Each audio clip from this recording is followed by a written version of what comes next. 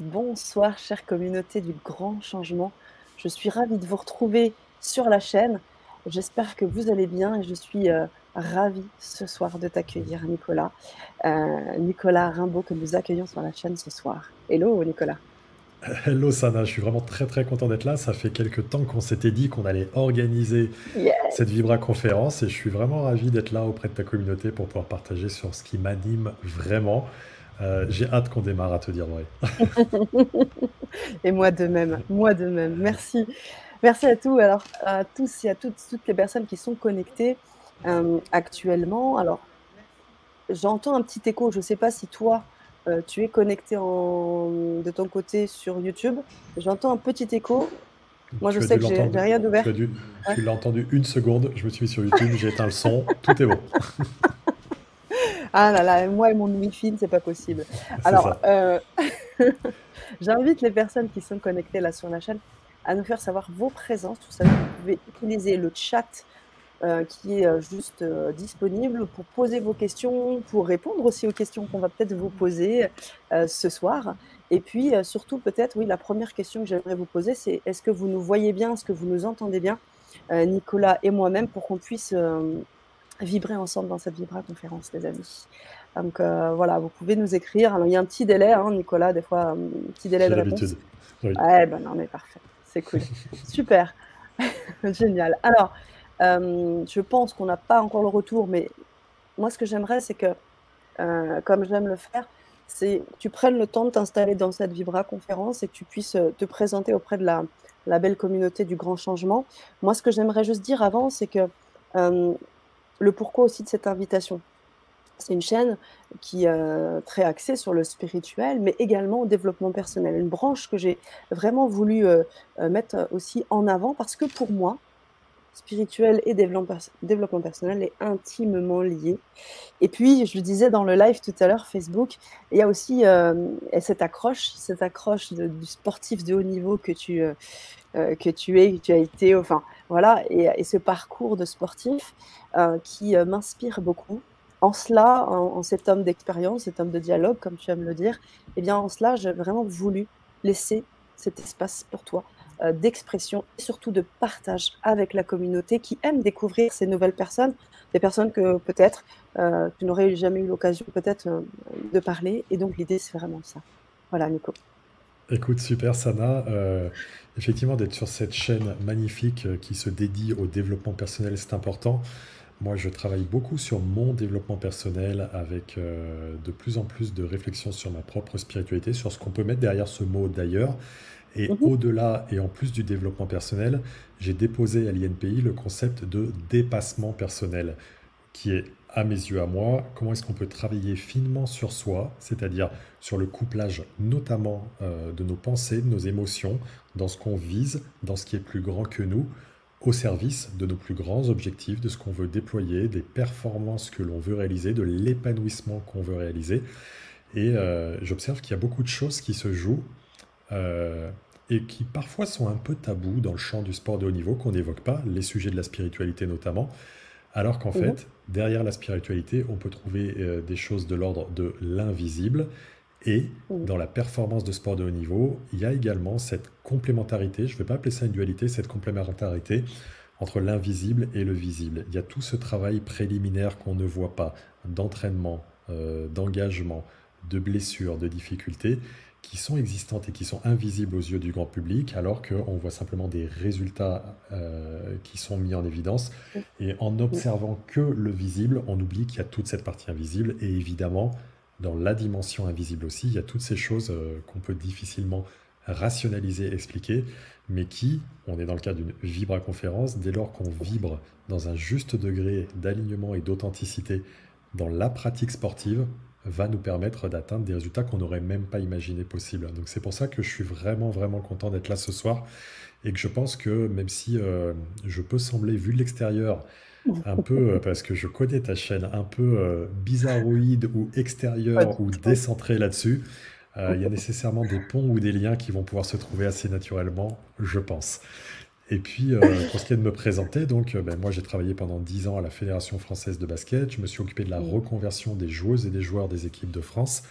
Je manageais les 80 cadres qui eux-mêmes organisaient tout ce qui était du domaine de la formation sur l'ensemble du territoire français, des dom-toms. Et puis, j'ai créé pour la Fédé de basket les premiers programmes de préparation mentale orientés autour de la psychologie du sport. Mhm. Le basket français, c'est un sport qui est très très en avance sur la dimension physique athlétique, qui est d'un bon niveau sur la dimension technico-tactique, mais qui faisait rien sur un des piliers de la performance, pas plus Mhm. important que les autres, mais qui est celui de la préparation psychologique. Et donc j'ai travaillé sur ces sujets-là pour la Fédé de basket, en me formant énormément. J'ai fait un master sur la formation pour adultes, j'ai fait un DEA et un doctorat en psychologie du sport sur les liens entre l'individuel et le collectif. Et puis après, je suis parti, je me suis lancé en tant qu'entrepreneur pour mentorer, coacher, mettre en œuvre des conférences et des programmes autour de deux dimensions, le mindset et le leadership. Le mindset Mhm. étant, qu'est-ce que je me raconte à moi? Quelle est ma communication de moi avec moi-même? Est-ce que les questions que je me pose sont de nature à me plomber ou à m'élever? Et le leadership étant comment, sur la base du mindset et donc de ma communication de moi avec moi, comment est-ce que je vais pouvoir cette fois-ci communiquer avec les autres, fédérer, inspirer et rayonner. Et c'est l'ensemble de ces sujets-là et de ces liens euh, illustratifs du sport de haut niveau vers la vie de tous les jours pour les entrepreneurs, mais pas que j'adore pouvoir partager. Génial, merci. Merci Je pour t'en cette prie. présentation et cette présentation illustrée, euh, parce que justement, la communauté du grand changement est toujours très curieuse de pouvoir découvrir des personnes nouvelles, des personnes qui font pas forcément partie effectivement du décor de la spiritualité en tant que telle. Et comme tu viens de le dire et de l'introduire bel et bien, eh bien tout est bien lié et on va le faire ensemble ce soir, complètement. Merci pour tout, Nicolas. Alors, on n'a pas encore les retours sur le chat, mais je vous invite vraiment, les amis, vous avez la possibilité pour les personnes qui nous suivent sur Facebook de nous faire des pouces, des likes, et pareil, hein, de nous écrire dans le chat pour que juste on puisse voir que ça fonctionne à ce niveau-là. Et puis, sachez pour les personnes qui arrivent comme ça, mais on pourrait également voir cette conférence en replay. Sachez qu'elle sera disponible ensuite sur la chaîne et de tout temps. Alors, Nicolas, on va commencer. Je sais qu'il y a une question hein, à laquelle, notamment, tu vas répondre ce soir, qui est la suivante. Quel est ce sujet qui nous limite dans l'expression de notre potentiel et de notre épanouissement? C'est la question. La question qui tue, la grande question. C'est ça. C'est Alors, c'est vrai. est-ce que tu... Vas-y. Ouais. Non, non, non, je t'en prie, c'est vrai, tu dis? Alors, c'est une question fondamentale parce que si on arrive à trouver des éléments de réponse, et l'idée c'est que toi et moi on co-construise des éléments de réponse à cette question qui défile Bien sûr. ce soir, on va arriver à atteindre le double objectif majeur pour les êtres humains qui est, et c'est pas un et 2 ou 2 et un de façon concomitante et Mm. à même niveau, arriver à être dans la pleine réalisation de soi, l'optimisation de nos propres ressources et être dans la sérénité et dans le bien-être en le faisant. Et donc c'est vraiment un enjeu majeur pour moi qu'on est en train d'aborder ce soir. Et Ok. donc, pour y aller sans faire de teasing plus que ça, le sujet qui nous limite dans Ah, l'expression de notre potentiel et de notre épanouissement, pour moi, c'est ce que j'appelle cette grave maladie qui est la perfectionnite. La perfectionnite, je la nomme comme ça en souriant et en clin d'œil, pas mal. Ouais. l'inflammation de la perfection qui fait que on voudrait que tout soit parfait. Donc il y a plein de choses Ouais. avec ça.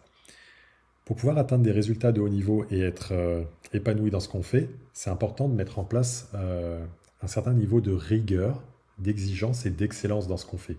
Ces trois Mm. notions-là, elles sont très constructives, très positives. Mais la perfectionnite, elle nous amène à dévier de la rigueur pour aller vers la rigidité.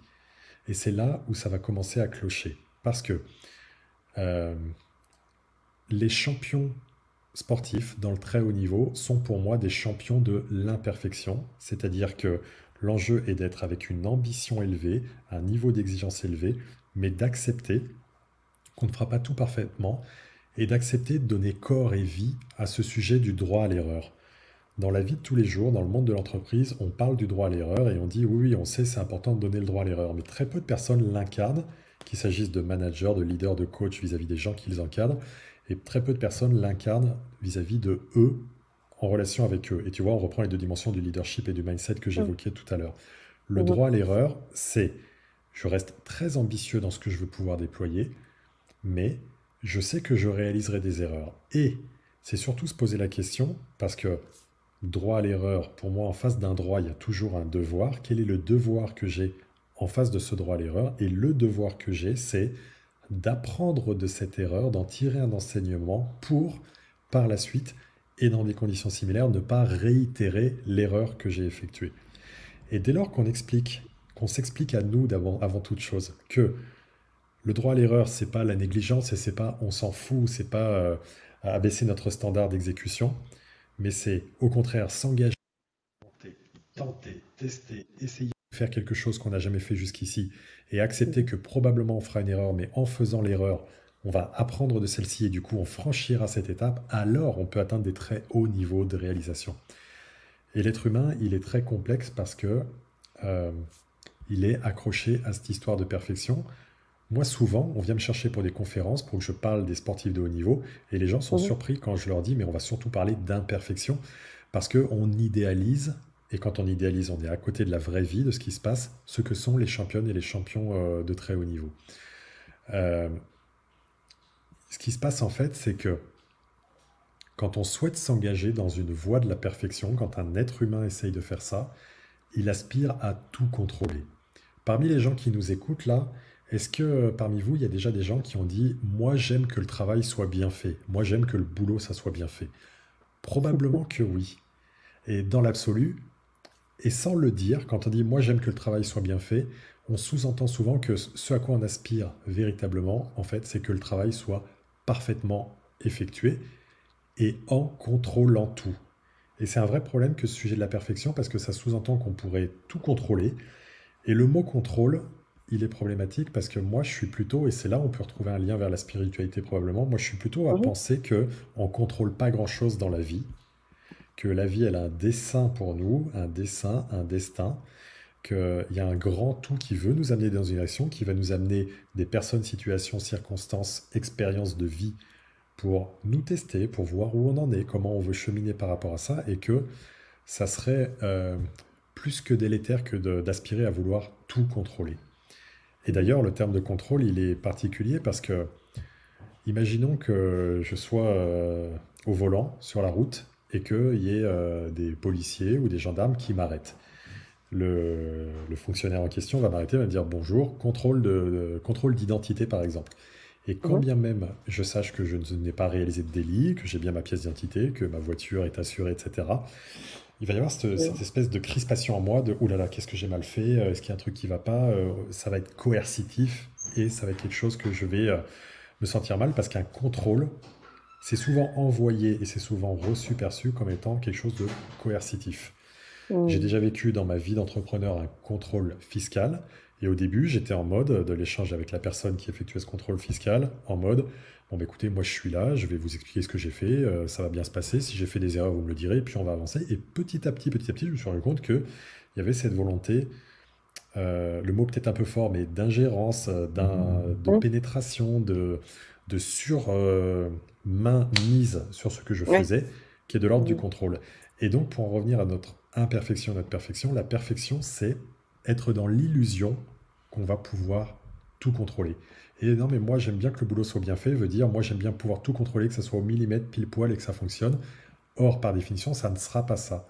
La perfection n'existe pas. J'ai coutume de dire Mmh. ça, elle n'existe pas. Elle n'existe pas chez les humains. Elle n'existe pas dans les solutions technologiques, hein. Un iPhone, ça peut bugger. Mmh. J'interviens parfois en entreprise quand une nouvelle usine ouvre, toute neuve, flambant neuve, le service maintenance commence à travailler dès la première minute où on ouvre. La perfection n'existe pas. Et dès lors qu'on accepte cette idée-là, non pas en se flagellant parce qu'elle n'existe pas, en dramatisant, etc., mais en observant qu'elle n'existe pas, mais qu'on reste dans cette volonté d'excellence.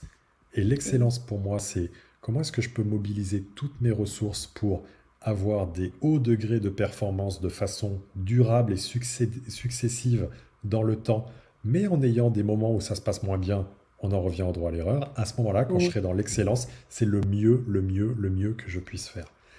Et c'est pour ça que la clé pour moi, c'est déjà de faire le deuil de la perfection. Et je sais pas si tu le ressens, mais pour moi, pour le coup, c'est vibratoire, quoi. C'est vraiment Mmh.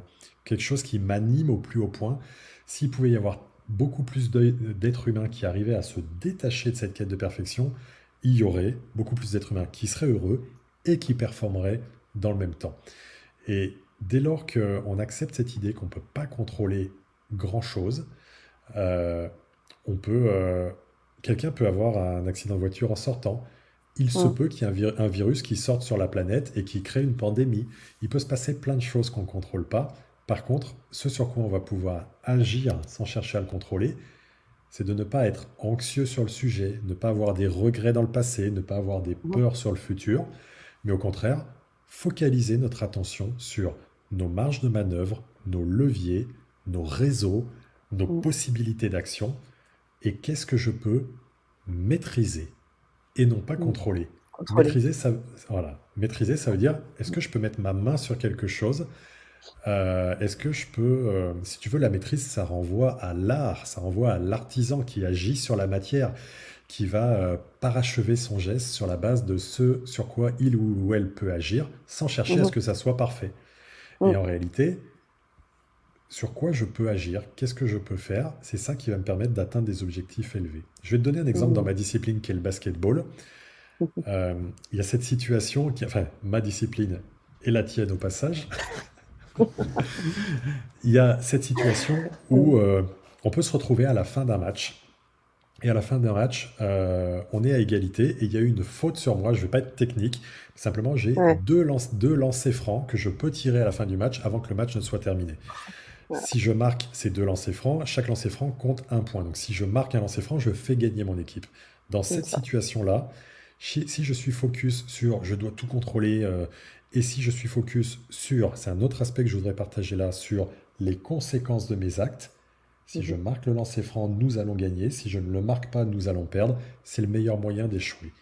Maître de la Mmh. maîtrise, ça serait, ok, je suis sur cette situation de lancer franc. Je vais exécuter ce que j'ai exécuté. Le règlement de jeu dit qu'on a 5 secondes pour tirer un lancer franc. Je vais réaliser un geste que j'ai répété des milliers de fois et je vais pouvoir mettre en place ma mécanique de tir, ça s'appelle comme ça, pour pouvoir répéter ce geste. D'être focus sur ce Mmh. sur quoi je peux maîtriser me permettra d'atteindre l'objectif qu'il y a derrière. Et en réalité, pour lutter contre la perfection, c'est de mettre du jeu au lieu de l'enjeu. Et si je mets du jeu sur ce lancer franc, voilà ce que j'ai exécuté plutôt que d'être sur l'enjeu, c'est-à-dire la conséquence de mon acte. C'est là où j'ai Mmh. de tomber dans la quête de perfection et donc dans l'échec plus ou moins assuré. Et Mmh. tu vois, pour en revenir aux artisans, est-ce que tu vois ce que c'est que le kintsugi? Non du tout. Ok, bah Qu'est-ce que super, comme ça c'est? on va pouvoir le partager. Le Ouais. kintsugi, c'est un art ancestral japonais qui consiste à, tu prends un pot, un vase qui était cassé, tu as les différents Ah morceaux oui. qui le composent, et tu vas recoller les différents morceaux, et plutôt que Mmh. d'essayer de cacher les fissures et de les polir et de remettre, je sais pas, de l'argile ou de la matière en question, à l'endroit des fissures, tu mets de l'or, tu mets Oui. véritablement de l'or pour montrer qu'il y avait eu une cassure là. Et je trouve que le Oui. kintsugi, c'est un art ancestral magnifique parce que c'est un beau message d'imperfection qui nous permet d'accepter, d'exposer nos fragilités. La Mmh. vie, on en parlait un petit peu avant de lancer le live, la vie, elle peut nous amener à toi, à moi, aux personnes qui nous écoutent, nous amener de l'imprévu, de l'incertitude, des défis, des choses compliquées et des choses magnifiques. Et le kintsugi, c'est je vais exposer les fragilités, les cicatrices que j'ai pu avoir, euh, et je peux réparer celles-ci et les afficher et les assumer. Et je pense que c'est quelque chose qui peut nous aider justement. Oui, complètement, complètement et j'ai envie de rebondir sur, tiens, si je peux me permettre le jeu, c'est pas mal, rebondir. Joli, joli, on est en face. Quand tu parlais du contrôle, tu en as aussi parlé dans ton introduction. Moi, ce qui revient souvent, c'est que c'est cette, ce qui nous amène au contrôle, c'est cette idée de peur.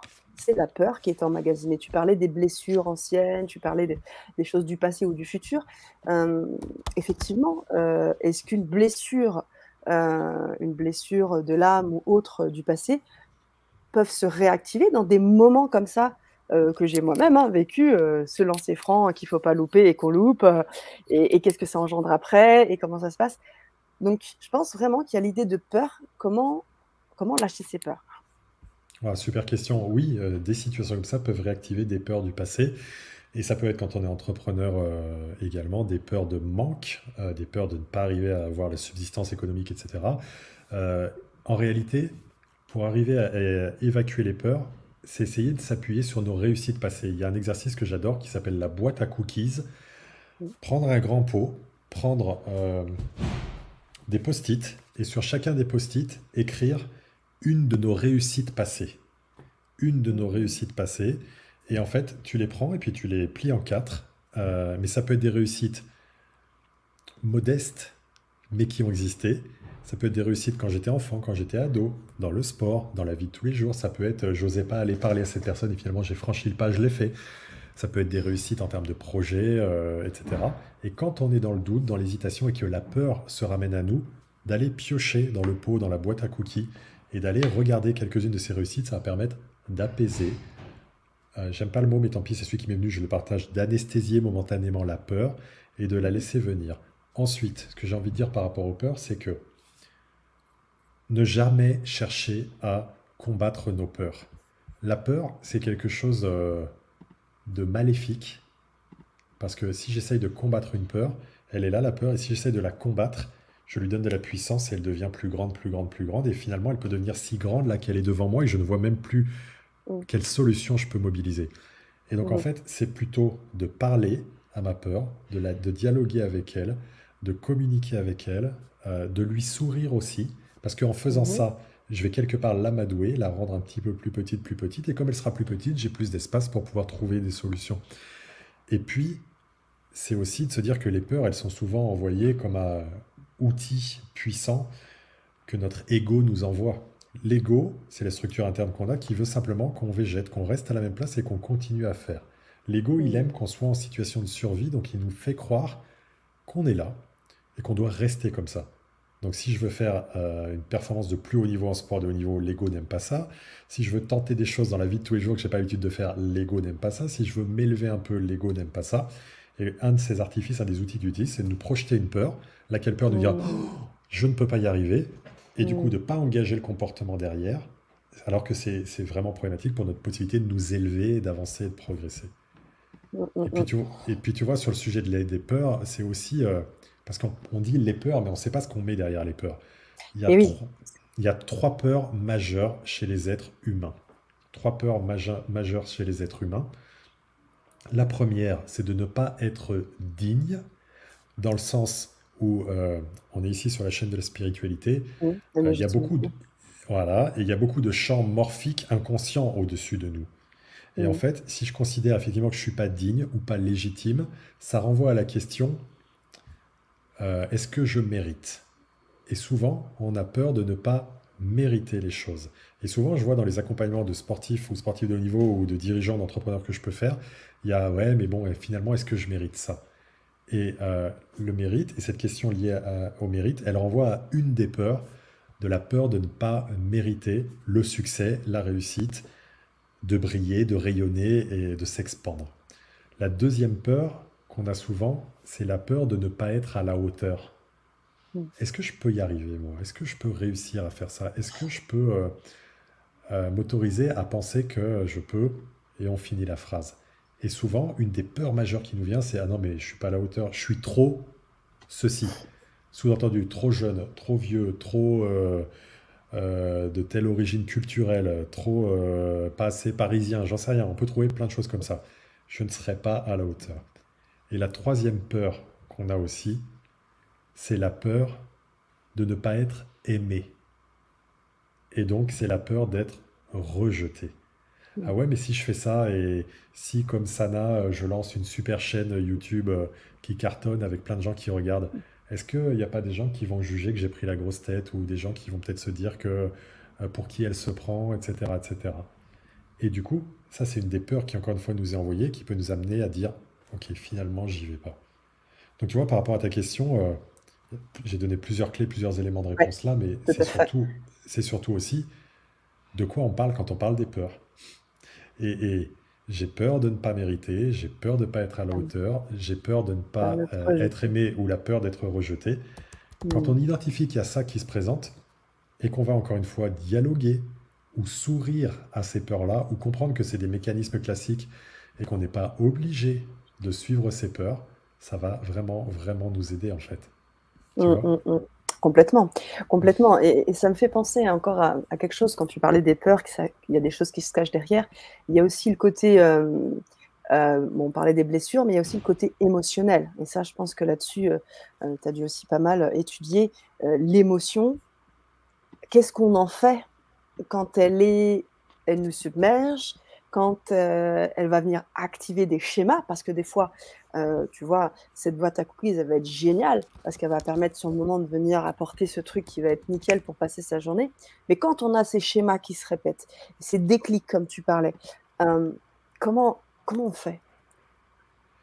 Alors encore une fois, je vais te répondre en mode, tu as complètement raison d'amener ça et l'émotion, la gestion de l'émotion, ça aussi c'est un enjeu majeur qui répond à la question qui nous habite ce soir.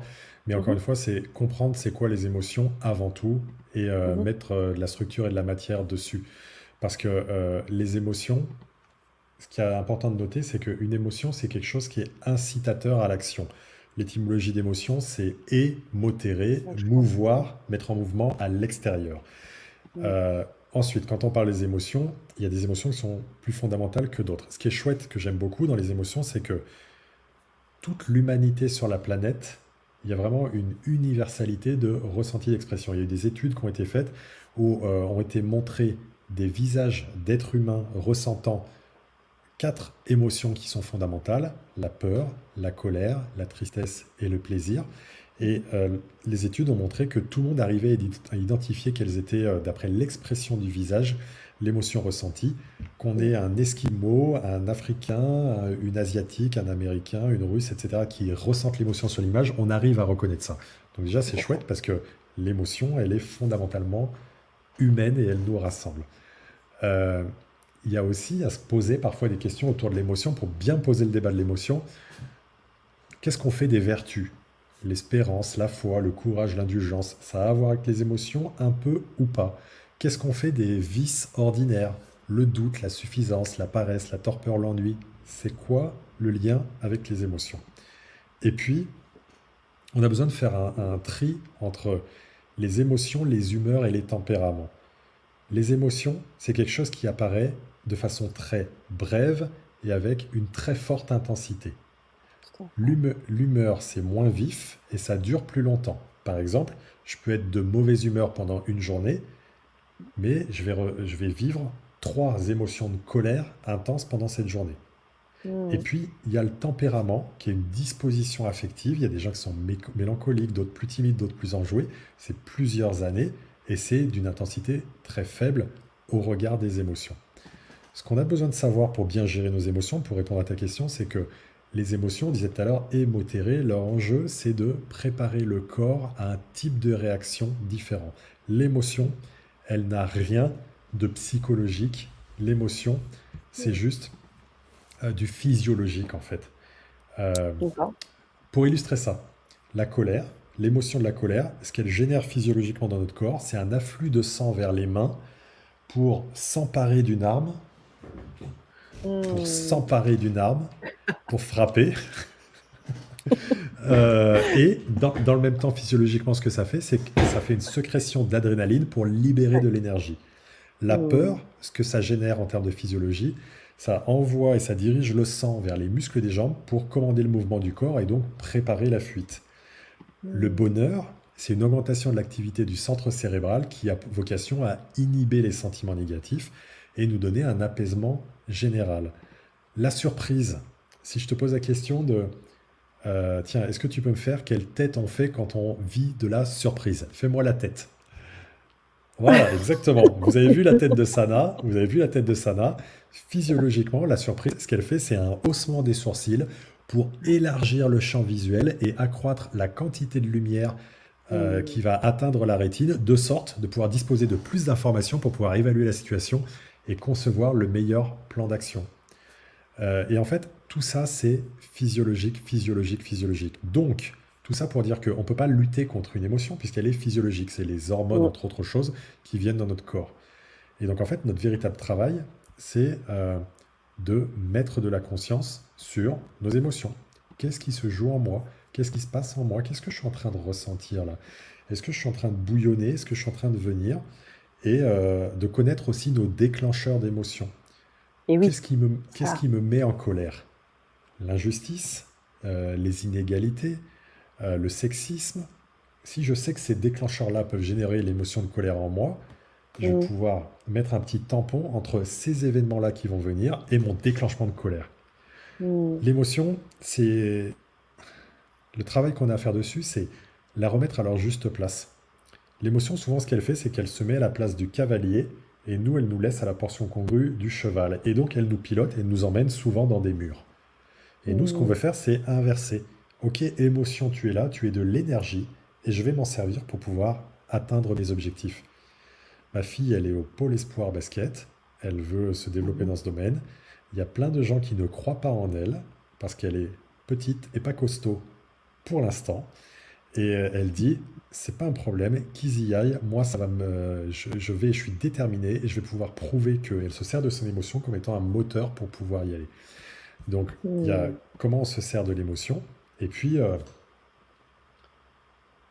il y a 5 domaines de gestion de notre émotion, qui sont les 5 domaines de l'intelligence émotionnelle. La première, c'est la Mhm. connaissance de nos émotions. On vient d'en parler. C'est Ouais. très lié à la connaissance de soi. Si je suis aveugle à ce que je ressens, je suis à la merci de mes émotions. L'étape numéro 2, c'est la maîtrise de nos émotions. Parce que je peux les connaître et les identifier et en avoir identifié les déclencheurs qu'on vient d'évoquer, je vais être en capacité de les maîtriser. Et tu vois bien que je parle de maîtrise là et non pas de contrôle. C'est ce Oui, qu'on a dit oui. plus tôt. Voilà. Mm. Troisième étape par rapport à l'émotion, c'est l'automotivation. Comment est-ce que je peux canaliser mes émotions pour me concentrer et me motiver et être capable dans certains instants de remettre à plus tard la satisfaction de désir du moment, la procrastination ou réprimer des pulsions. Donc ça, ces 3 premières dimensions-là, elles sont très internes. C'est pour ça que moi, je parle de Mhm. mindset et de leadership. Le mindset, c'est interne, le leadership, c'est externe. Connaissance de mes émotions, maîtrise des émotions, automotivation, c'est interne. Et les 2 suivantes sont externes et tournées vers l'autre. Parce que en tant qu'être humain, on a aussi un pouvoir d'action sur les émotions des autres. Le quatrième, Mhm. donc, c'est la perception des émotions d'autrui. Quel est mon degré d'empathie, c'est-à-dire ma capacité à me mettre à la place de l'autre, de comprendre que l'autre peut ressentir telle émotion dans telle situation, même si moi je ne le ressens pas. Comment est-ce que je peux interpréter chez l'autre ses faiblesses, ses forces, m'adapter à ses besoins, être réceptif à ses signaux subtils et faibles qui peuvent indiquer des besoins, des désirs, des souffrances, etc. Ça, c'est le quatrième niveau, Mhm. la perception des émotions d'autrui. Et le cinquième, Mhm. on revient à la notion de maîtrise, et cette fois-ci de la Oui. maîtrise des relations humaines. Et comment est-ce que je peux manager, gérer, accompagner les émotions des autres pour les aider à faire face à leurs défis. Donc en fait, tu vois, il y a D'accord. tellement de choses à faire magnifiques sur le sujet des émotions.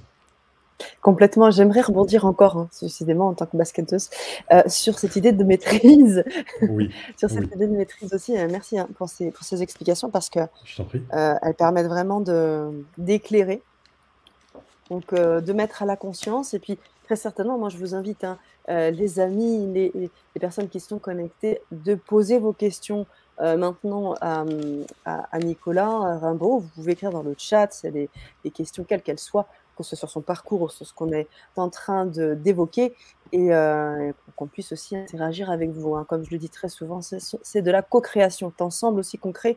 Regardez avec les questions que j'ai pu poser aussi à Nicolas, on a pu aussi approfondir certaines choses. Donc allez-y, surtout, enfin, je vous invite, hein, n'hésitez pas et allez-y. Hem, oui, je voulais dire par rapport à la maîtrise, ça me fait penser à ce que disait, Idriss Aberkane. Je ne sais pas si tu regardes un peu ce qu'il fait? Je Son regarde fait beaucoup ce qu'il fait. OK, ça marche. Et il dit qu'en fait, les meilleures, ces personnes qui maîtrisent, ce sont surtout des personnes qui font ça, de manière, presque autodidacte, comme quelque chose de pas forcé, pas dans la l'ultra-conscience. Il y a comme quelque chose d'assez fluide. Est-ce que tu t'y retrouves là-dedans, quand tu parles de maîtrise? C'est super intéressant parce que euh, ça laisserait entendre qu'il y aurait une forme de formatage qui nous permettrait Oui. d'échapper au final à la capacité intuitive à l'instinct, à ce qui est au fondamental au fond de nous pour pouvoir le laisser exprimer. Donc ça, c'est intéressant. Moi, j'aime l'idée de pouvoir se former, mais se former toujours ou aller chercher des outils qui nous aident à aller chercher ce qui est présent en nous, à mobiliser Mhm. nos ressources. Donc ça, c'est intéressant. Et surtout, dans ce qu'il évoque, de ce que tu dis qu'il évoque, ce côté, tu as utilisé le côté de fluidité, et ça Mhm. renvoie à un aspect qui est lié au sport de haut niveau, qui est celui du flow. Le flow, Flow, c'est vraiment Mhm. cet état très particulier. Il y a beaucoup de recherches qui ont été faites dessus, qui nous permet d'être dans les conditions optimales pour exprimer naturellement, de façon fluide, sans s'en rendre compte, tout ce qui se passe. Moi, ça m'est pas arrivé souvent, mais dans certains matchs de basket, je jouais, je tirais n'importe comment, à 3 points dans tous les Mhm. sens de loin Mhm. avec des Mhm. défenseurs, ça Mhm. rentrait. Et c'est Mhm. cette Mhm. situation dans laquelle on a l'impression que le temps a été tiré, les bruits sont déformés ou absents. Et en fait, l'état de flow, de fluidité, c'est très simple, c'est de dire que si la tâche, elle est trop simple, ben, on s'ennuie. Si la tâche elle est trop difficile, on va pas apprécier le process. Et c'est comment est-ce que je peux trouver un état d'équilibre entre la notion de challenge et défi et de mes Mhm. compétences actuelles. Et en fait, pour arriver à mettre ça en place et déclencher l'état de flow, de fluidité dans ce qu'on a à faire, ben, on a plusieurs clés pour pouvoir le faire en fait. D'aller chercher Mhm. des activités challengeantes pour mobiliser du challenge, du défi, de l'envie Mhm. de Ouais. se réaliser, de faire des choses. À côté de ça, le deuxième plan, c'est développer des compétences, puisqu'il y a ces deux dimensions dont je parlais à l'instant. Mhm. Travailler ensuite à un niveau de concentration très élevé. Comment est-ce que je peux travailler, être le plus focus possible sur une tâche? Et tout le monde peut s'entraîner à ça, hein. Il suffit d'aller dehors. Et je décide de regarder pendant 3 minutes d'affilée un brin d'herbe qui est là présent dehors dans le parc dans lequel je suis. Ensuite, travailler sur la dimension du temps, parce que prendre le temps de se mettre dans le flow, c'est pas en claquant des doigts qu'on peut y être. Travailler sur la notion d'environnement. Quel est le type Mhm. d'environnement qui est propice au flow pour moi? Si je veux, par exemple, imaginons, c'est pas le cas à l'heure actuelle, mais si je voulais écrire un livre en ce moment, c'est dans quel environnement que je vais me mettre dans des bonnes conditions pour pouvoir le faire? Ça peut être dans un train, ça peut être sur mon canapé, ça peut être sur un banc dans un parc, ça peut être à la campagne, ça peut être à la mer. Quel est l'environnement qui me permet de mobiliser ça? Mhm. Ensuite, toujours pour aller chercher le flow, il y a ce sujet de se libérer de la peur de l'échec, on l'a vu tout à l'heure, et de travailler à une forme de Mhm. libération et de je m'engage dans une activité, je ne pense pas à la conséquence comme on en a parlé tout à l'heure. Et Mhm. puis, les deux derniers éléments, c'est évidemment de travailler sur notre respiration. Soit on travaille sur un principe de box breathing, 5 secondes d'inspiration, 5 secondes je bloque, 5 secondes d'expiration, 5 secondes je bloque. Soit on travaille tout simplement sur des outils de cohérence cardiaque qui vont nous aider à aligner tranquillement ça de façon répétitive. Et puis surtout, surtout, surtout, s'enraciner dans le moment présent et être dans l'ici et maintenant pour pouvoir performer, réaliser ce qu'on a à faire. Génial. Merci. Je reprends les Je t'en mots de prie. les mots de Chériane qui nous dit: «Super intéressant». Merci, Super. Chériane. Alors elle reprend juste l'orthographe derrière et j'ai envie de refaire le lien avec ce que tu disais au départ. C'est que toutes ces expériences qu'on fait avec nous-mêmes, avec les autres, tu parlais du grand tout à l'heure. Donc tout ce qu'on fait là, toutes ces clés, hein, précieuses que tu nous as données et je t'en remercie infiniment. Avec joie. Hem, Merci. Comment on se connecte? Parce qu'au bout du compte, c'est quand même, dans une optique de se connecter aussi avec le grand tout. Comment ça se passe dans cette connexion avec le grand tout? Comment tu le fais toi ça? Comment tu comment tu Hmm. tu processes ça? Quand je processe ça, c'est déjà, c'est, pour moi, c'est de se poser, d'essayer juste d'être ici et maintenant. Et c'est marrant parce que ma réponse qui vient rebondit sur le tout dernier point que j'évoquais à l'instant. Ouais. Juste être ici et maintenant. Et je ne vais pas parler méditation parce qu'il y a beaucoup de gens qui parlent de méditation, mais c'est pas forcément accessible pour tout le monde la méditation. Parfois ça fait peur. Mmh. Ah oui, il faudrait que je médite et que je sois dans un bruit blanc, zéro bruit, que j'ai aucune pensée. C'est pas du tout ça. On a plein de pensées. Mmh. Pour se connecter au grand tout, pour moi, c'est je suis ici et j'essaye juste d'être ici le plus que je peux. Parce que dans l'ici et maintenant, c'est pas que sur cette chaise sur laquelle je suis, c'est justement Mmh. dans ce grand tout que je vais être. Et juste, je suis là et j'observe ce qui me vient. Donc oui, je vais avoir des ruminations mentales en mode Oh purée, qu'est-ce que je fais après l'interview avec Sana? Ah bah tiens, j'ai pas encore mangé. Ah, il y a mes enfants et ma femme qui sont en train de manger sur la terrasse là-bas, etc. Je peux avoir, et ces trois choses sont vraies, J'avais bien compris, c'est pour ça que je rigole. je peux avoir des pensées de cette nature qui viennent quand j'essaye juste d'être ici et maintenant. Mais évidemment, celles-là, encore une fois, comme pour la peur, je les chasse pas, je les bats pas, je leur souris, je leur dis, ok, cool, on verra ça tout à l'heure, ou bien j'utilise des artifices comme je les imagine sur un nuage, je souffle et je les fais repartir. Mhm, Et puis j'essaye de me dire, qu'est-ce qui est là pour moi? Qu'est-ce qui est juste pour moi? Et en quoi ce que je vis en ce moment va représenter une opportunité pour moi? Et en fait, j'envoie ça là-haut. Qu'est-ce qui est là pour moi? Et en quoi ce que je vis en ce moment représente une opportunité pour moi? Et il peut y avoir une image qui vienne, il peut mhm, y avoir une micro-idée, il peut y avoir une mhm. perspective, il peut y avoir un bruit, il peut y avoir un animal des fois. Et là, tout de suite, notre mental risque de reprendre le dessus, on va pas voir le lien. Mais pour moi, c'est une bonne façon déjà d'envoyer des messages là-haut, Mhm, plutôt que d'envoyer je vais pas y arriver, je suis pas à la hauteur. Et tous les sujets qu'on a vus sur les peurs notamment, j'envoie mhm, des messages de ce à quoi j'aspire vraiment et j'interroge qu'est-ce qui est bon pour moi là-haut. mhm, Euh, je laisse faire les choses. mhm, mhm. C'est, tu vois, pour répondre à ta question de comment je me connecte au grand tout, je différencie les intentions des objectifs. Un objectif, Oui. c'est je veux faire tant de chiffre d'affaires en tant qu'entrepreneur, je veux avoir telle médaille olympique. Mhm, Là, j'ai un athlète para-olympique qui m'a sollicité il y a 2 jours. Il a fait des médailles, mais pas la médaille d'or sur des précédents Jeux olympiques, et il m'a sollicité pour que je l'accompagne sur les 2 années à venir pour les JO de Paris 2024. Et en ok. fait, ça peut être des objectifs à atteindre, ça. Sauf que ça ne nous aide pas à nous connecter à là-haut, car ça n'a rien à voir avec l'intention. L'intention, pour moi, c'est qu'est-ce que je vise? Mettre de la clarté sur ce que je vise. J'ai envie je vise ça, plus lâcher prise sur l'issue. Alors qu'un objectif, c'est oh purée, il faut que je gagne cette médaille. Oh, faut que je gagne cette compétition. Oh, faut que je remporte ce Mhm, marché. Oh, faut mhm. que mon fils fasse ceci. Et ça verrouille. Et ça verrouille. Et pour moi, ça verrouille et ça nous empêche de nous connecter sur ce qui est plus grand que nous. Et si c'est euh, je mets de la clarté sur ce que je vis, et tu as remarqué que depuis tout à l'heure qu'on échange, j'essaye aussi de mettre de la clarté. Émotion, c'est quoi? Complètement. Peur, c'est quoi? Et plus on met Mhm, de la clarté, plus on va aider à aller voir ce qui se passe là-haut. Là-haut, il y a besoin de mhm, dire précisément ce qu'on veut. J'ai de la clarté mhm. sur ce que je vise, et puisque je suis dans le jeu et pas dans l'enjeu, je lâche prise sur l'enjeu, je lâche prise sur l'issue, et je mets en œuvre ce que j'appelle la confiance en foi.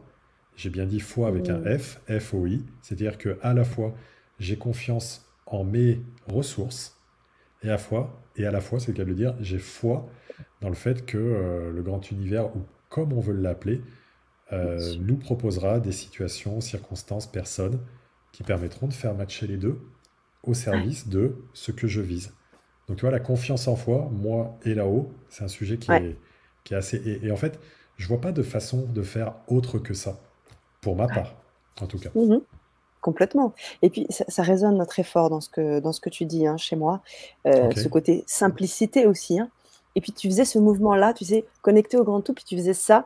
Alors j'avais envie de te poser la question, alors est-ce que tu comment tu intègres, en fait, ta vision avec le monde quantique? Parce qu'au bout du compte, c'est quoi ces intentions? Si on regarde la matière, c'est une pensée, ce sont donc des molécules ou de la lumière, quelque chose qui va venir en fait, communiquer, là-haut, clairement. Moi, c'est ce que j'ai vu avec ton petit geste comme ça, je me suis dit: «Mais ouais, mais carrément» et puis le côté simple, on va venir se compliquer, se triturer l'esprit alors qu'au bout du compte, les choses sont simples et quand on les rend claires, ça nous permet de rentrer encore plus dans cette simplicité. Donc merci parce que c'est important de poser les choses. Merci, Oui, Nicolas. je t'en prie. Et pour se connecter au quantique, en fait, c'est juste travailler sur le couplage de nos pensées et de nos émotions en Oui. simplicité, comme tu le précises très bien, parce que nos pensées et nos émotions, ça génère en nous un potentiel électromagnétique. Les Mmh. pensées, c'est électrique. On sait qu'on met des électrodes et qu'on voit les ondes alpha, bêta, gamma, delta. Mmh mh. Et la puissance du cœur et les émotions, Mmh. c'est magnétique. Et en fait, c'est Mmh. qu'est-ce que, quand je visualise avec clarté ce que je vise, quand je fais un travail de qu'est-ce que je ressentirai quand ça sera arrivé, qu'est-ce que je me raconterai et je me dirai quand ça sera arrivé. C'est le fait d'envoyer ça qui va générer ces ondes électromagnétiques Mhm. là-haut et qui vont permettre de, par rebond et par retour, de générer les situations dans la matière qui permettront d'atteindre ça. Et c'est souvent, il y a le travail sur la visualisation. Ah, il faut visualiser, donc je vais y arriver, Ouais. je vais faire ci, je vais faire ça, etc. Moi, il y a quelques temps de ça, c'était, tu m'as vu dans ces circonstances-là, je voulais être conférencier, faire des scènes de grande envergure. Et en fait, Mm. si je visualise, voilà, j'y arrive, je suis sur des grandes scènes ou autres, ça marche pas en fait. Par Mm. contre, pour aller connecter à là-haut, si je ressens ici et maintenant le plaisir que j'aurai à être sur cette scène, je le ressens. J'en ai les poils qui se hérissent sur mes bras, Wow. véritablement. Oui. Euh, je... Qu'est-ce que je me dirais quand j'y serai? Je me dirais, ça y est, je suis à ma place. Je connecte avec les gens. Je partage au plus grand nombre ce que je fais. C'est fascinant de faire ça. Et donc, je me dis ces choses-là maintenant, qui sont les choses que je me dirais dans ce futur quantique visé. À ce moment-là, on va arriver à créer cette rencontre. Mm. Je ne vois pas d'autre façon de faire que ça. Mais encore une C'est fois, passionnant. je ne parle que pour moi. Ah ouais, non, mais complètement. C'est passionnant. Moi, ça me parle énormément. J'aimerais vraiment aussi que vous puissiez nous partager vos ressentis, les amis. Si vous arrivez là tout de suite, vous aurez aussi la possibilité d'écouter en replay cette Vibra conférence du début. Et bien sûr, poser aussi vos commentaires, même en replay, pour qu'on puisse vous répondre. Alors, j'aimerais un peu avancer dans continuer à avancer dans cette conférence parce que je sais que tu parlais d'inspiration tout à l'heure, des mots qui peuvent arriver, des images. Aujourd'hui, tu nous proposes un atelier qui est déjà prêt hein, autour de la création d'affirmations et d'une vision. Tu parles de vision inspirée. Est-ce que tu pourrais nous parler un petit peu de ce que tu nous offres là autour de cet atelier, Nico? Ok, ok, oui, bien sûr, avec plaisir. Juste pour resituer la notion de vision inspirée, le modèle qui m'anime, moi, c'est le modèle VPS, V pour vision inspirée. Qu'est-ce qui fait que je me Mhm. lève chaque jour et que je suis heureux dans ce que j'ai à faire, malgré inévitablement les difficultés, les hauts, les bas que je vais rencontrer, mais qu'est-ce qui m'inspire et Mhm. m'anime? Le V pour vision inspirée, P pour performance engagée. Qu'est-ce qui fait que je vais pouvoir rester engagé dans ce que j'ai à faire, malgré, encore une fois, les difficultés, les échecs, les montagnes, les obstacles qui se présentent? Comment je vais pouvoir continuer à avancer vers ça? Et le S de VPS pour sérénité incarnée. Comment est-ce que je peux incarner le plus possible le fait d'être serein et dans le calme et la paix, dans le bien-être? Et la sérénité incarnée, c'est pas la joie. Je fais juste un petit clin d'œil là-dessus et Mhm. je réponds à ta question après. J'avais Oui, fait un tranquille. programme, j'avais fait un programme à Bali il y a quelques années de ça. J'en étais revenu et j'avais une coach qui me coachait à l'époque et je fais une séance avec elle un mois après et je lui fais ah là là, je suis encore dans l'énergie de Bali, je me sens trop bien, je suis joyeux, c'est fantastique. Et là, elle me dit, t'as un grave problème. Ben, je dis, ben, je vois pas, au contraire, ça va très bien. Et elle me dit, t'as un grave Ouais. problème, t'es addict à la joie. La joie de Ah. Bali, l'énergie de Bali. Elle me dit, c'est un vrai problème. Elle me dit, parce que du coup, et elle avait raison, maintenant j'ai compris, si tu es addict à la joie, quand tu es dans la tristesse, on en revient aux émotions que tu évoquais fort justement tout à l'heure, du coup tu es Mm. mal, tu es au 30e dessous, et tu fais des yo-yo émotionnels comme ça, Mm. et c'est une qualité de Mm. vie qui est difficile. L'enjeu, c'est d'être addict à la paix intérieure et à la sérénité, quels que soient les événements qui viennent. Et j'ai pas dit que c'était facile, mais la sérénité incarnée, c'est ça. Donc voilà, c'était juste pour resituer par Waouh. rapport à ça. Euh, Ok. ce que je vais proposer comme atelier, en fait, c'est d'abord un exercice pour définir quelles sont vos appétences et vos compétences dans 4 dimensions. Les appétences, ça vient de l'appétit. Mhm. Ça va être qu'est-ce que j'aime faire? Qu'est-ce qui me fait du bien? Qu'est-ce qui me fait plaisir? Dans quoi je prends du plaisir à réaliser les actions en question? Ça, c'est les Mhm. appétences. Par ailleurs, il y a le sujet des compétences. Et les compétences, si l'appétence, c'est l'aimer faire, les compétences, c'est le savoir-faire. Et en fait, je peux aimer faire des choses, mais pas être bon dans cette réalisation. Et à l'inverse, je peux être Mm. très très bon dans des tâches, mais en même temps n'y prendre aucun plaisir. Donc en fait, je fais travailler dans ce premier exercice sur une matrice et sur des sujets comme ça, de sorte d'aider les gens qui utilisent cet outil que j'utilise avec des dirigeants et des sportifs de très haut niveau, à obtenir de la clarté, voilà, sur votre vision inspirée, telle que tu le disais, Mmh. et puis d'apprendre à que faire face aux tâches du quotidien qui peuvent nous inspirer, qui peuvent nous contrarier, qui peuvent nous inquiéter, qui peuvent nous enthousiasmer, et comment bien vivre avec ça. Donc ça, c'est le Mmh. premier exercice que je propose. Et puis, il y a une autre partie que je propose qui est des axes de progrès pour nous permettre de systématiser, d'implémenter en nous, de basculer de formulations qui sont orientées vers la perfection vers des Mmh. formulations qui vont être tournées vers le progrès et qui, Mmh. quelque part, vont vous aider à implémenter votre propre version de ce que c'est qu'être un champion ou une championne de l'imperfection. L'idée, si tu veux, c'est que quand on fait une vibra-conférence comme ça, il y a le fondamental des trois I. Le premier I, c'est l'inspiration ou l'information. Et là, c'est ce qu'on fait en ce Mmh. moment. Mais on peut repartir de là, probablement, en disant, bon, ben voilà, ok, c'était sympa, j'ai appris deux, trois trucs, très bien. Mais on va rien en faire à proprement parler. On est juste Mmh. inspiré. L'enjeu, c'est de Mmh. passer au deuxième I à travers cet atelier, qui est celui de l'implémentation. Commencer à mettre des briques qui vont être constitutives de notre changement. On est sur la chaîne du grand changement, notre véritable changement. Pour aller ensuite, en allant plus loin, vers le troisième I, qui est celui de l'incarnation. Et en fait, c'est en ce sens que ces exercices que je propose aident à aller vers l'implémentation de ces sujets-là. Waouh! Génial, merci. Alors après, je crois qu'il y a la création d'affirmations positives, c'est ça? Alors justement, Affirmations de succès? Ouais. c'est ces affirmations-là où on va travailler sur comment, alors qu'on était sur des affirmations et des formulations euh, qui étaient tournées vers la perfection, donc vers cette kryptonite, ce truc qui nous affaiblit et qui est compliqué pour nous parce qu'il ne nous aide pas à aller vers et la haute performance et la sérénité dans ce qu'on veut faire.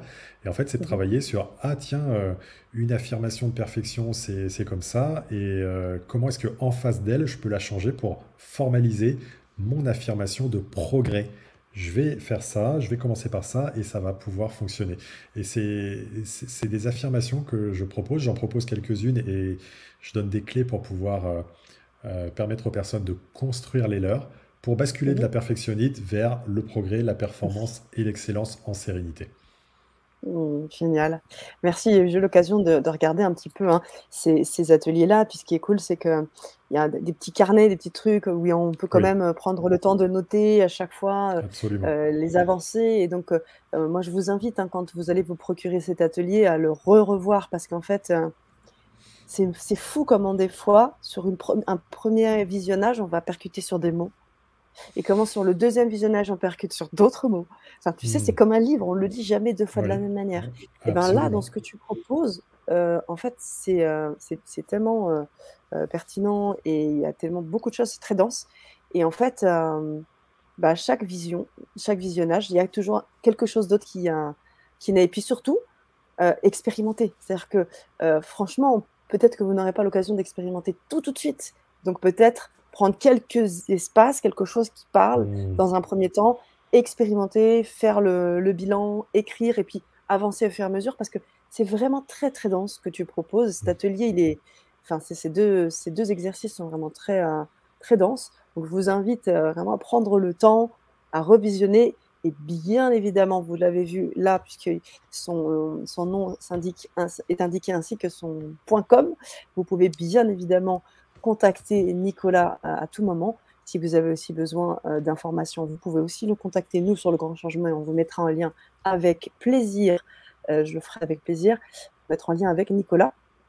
Et si vous avez des questions en replay, parce que je sais aussi que beaucoup de personnes sont connectées dans différents fuseaux horaires, donc si vous regardez cette vibra-conférence un peu plus tard et que vous avez envie d'écrire des messages, vous pouvez aussi le faire en replay. On prendra le temps de regarder un peu vos commentaires pour qu'on puisse y répondre. L'affirmation, nous dit Marie-Yvonne. L'affirmation. Alors j'enlève juste notre petite bannière qui défile de façon, hop, à pouvoir voir un peu mieux. L'affirmation 2 points, je mérite, je suis digne, ne marche pas, une partie de moi n'y répond pas. Comment faire? Et bien simplement s'adresser à l'autre partie de soi. Et si il y a un sujet, un objectif, un enjeu sur lequel je considère que je ne mérite pas ou que je ne suis pas digne, il y a une partie de moi qui considère que je ne mérite pas ou que je ne suis pas digne. Je mérite quoi et je suis digne de quoi? Et c'est déjà de commencer Moi, je travaille sur la notion de la PPP, la politique des petits pas. Qu'est-ce que je mérite et de quoi suis-je digne, aussi modeste que ce soit? Ça va me faire un premier socle pour pouvoir me permettre ensuite d'y aller. C'est peut-être simplement que la partie de Marivonne, qui est fort probablement liée à son ego qui n'y répond pas, amène le blocage et l'empêche d'y arriver. Donc, ok, on se bat pas, encore une fois, on y va vraiment avec douceur. Qu'est-ce que je mérite et de quoi suis-je digne dans toutes mes expériences passées, CF, entre autres choses, la boîte à cookies, les choses que j'ai réussies, que j'ai déjà mises en œuvre et qui ont été des succès. Je mérite quoi et je suis digne de quoi? Peut-être pas ce grand step à ce stade, peut-être ça. Mais une fois là, je vais revisiter et me redonner l'objectif de revenir là et petit à petit, je vais pouvoir y arriver. Génial. Merci. Merci Nicolas. Et ça me fait penser à quelque chose. Est-ce que de la même manière avec la boîte à cookies, on peut faire la boîte à bienveillance? C'est-à-dire que se faire des affirmations de bienveillance, d'empathie, hein, tu en parlais tout à l'heure. Bravo. Ouais, parce que Oui, du oui, coup, oui, oui, oui. ouais, Merci pour cette proposition que tu fais qui est pleine de bon sens. L'être humain, c'est un champion pour se parler comme si il parlait à quelqu'un qu'il déteste. Et en fait, c'est être très en observation de quand je me parle de moi. Il y a des phrases, tu sais, on a une phrase que moi j'appelle la phrase boulet. C'est-à-dire que moi, par exemple, quand je rate un truc, je fais oh purée, je suis trop un boulet. Or, factuellement, je suis pas un boulet. Je suis ce que je suis, mais je suis pas un boulet. Ça peut être, je connais des personnes pour qui je suis trop nul, je suis trop ceci, etc. Et en fait, c'est se dire dans ces moments-là, qu'est-ce que tu dirais à la personne la plus chère à ton cœur qui serait dans cette situation? Probablement que tu lui parlerais avec bienveillance pour revenir à ce que tu dis. Et du coup, certainement que je lui dirais, ça va aller, c'est pas si grave, tu vas y arriver, tu vas pouvoir, t'es déjà digne de ça, tu mérites déjà ça pour revenir à ce que Marivonne nous proposait.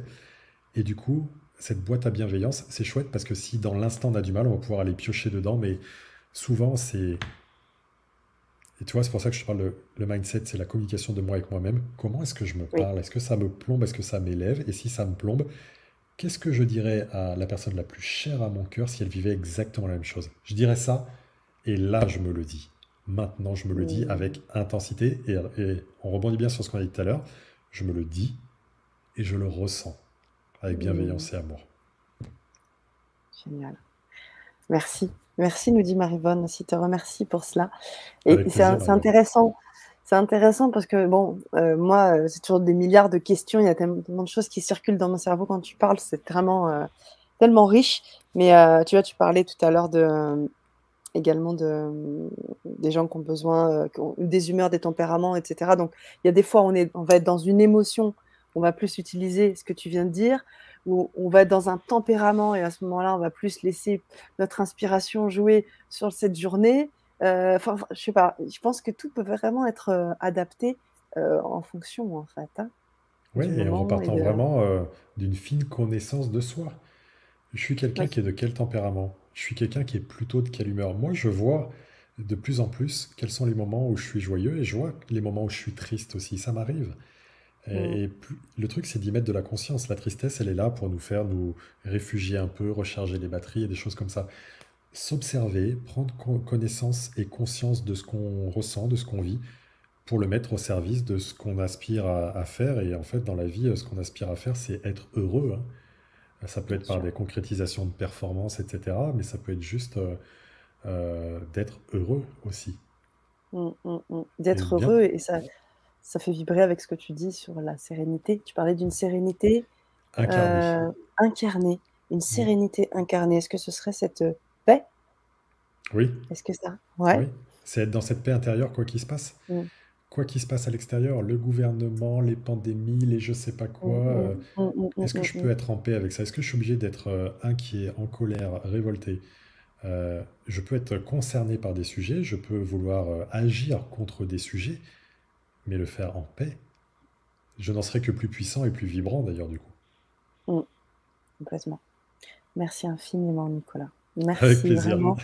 Sachez que cette, Vibra conférence est disponible en replay. Vous pouvez aussi la partager, la diffuser, si elle vous a parlé. L'appel est là pour vous. Vous avez besoin d'avoir ces clés, vous les avez dans le lien que je vous ai donné. Vous cliquez, vous vous procurez l'atelier de Nicolas qui est déjà disponible, hein, je le rappelle, et qui sera disponible de tout temps. Donc il y a pas de date de péremption, donc vous pouvez le voir et l'utiliser autant que vous voulez. Et puis, Exactement. moi, bien évidemment te remercier encore 1000 fois et te laisser ce beau mot de la fin pour qu'on puisse terminer encore en beauté. Mais vraiment merci, merci, merci, merci beaucoup, Nicolas. Je t'en prie, merci Merci. de ton invitation. J'ai été très heureux d'être là parce que ça me permet de parler un peu plus spiritualité que ce que je fais dans Ouais, d'autres contextes oui. où parfois c'est moins accepté. Ça ne veut pas dire que je Mmh. leur envoie pas des messages de cette nature, mais de façon plus implicite. Donc j'étais vraiment heureux d'être là. Et puis bah, merci aux gens qui auront assisté à cette Vibra-conférence, qui te suivent. Bravo pour ce que tu déploies et tous mes voeux de réussite à Merci. toutes les personnes qui auront assisté à cet échange. Merci. Merci. À tout bientôt sur la chaîne. Au revoir. Au revoir.